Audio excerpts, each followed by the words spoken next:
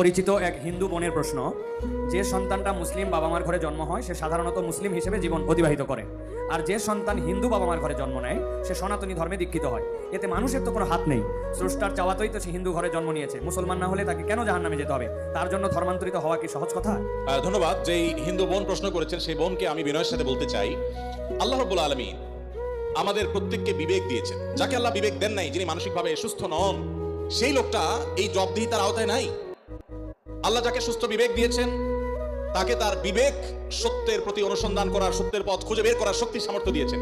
এটা ঠিক যে মুসলিম পরিবারে জন্মগ্রহণ করার কারণে একজন শিশু একটা অ্যাডভান্টেজ পায় ইসলাম গ্রহণ করবার জন্য।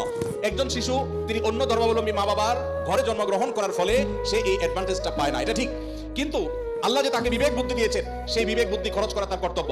তার কাছে ইসলামের দাওয়াত যদি পৌঁছে থাকে, ইসলাম যে একমাত্র সত্য ধর্ম সেই আহ্বান যদি পৌঁছে থাকে, আল্লাহ কোরআনে বলেছেন ইন্নাদ দীনা ইনদাল্লাহিল ইসলাম, ইসলাম হলো আল্লাহর কাছে একমাত্র মনোনীত দিন।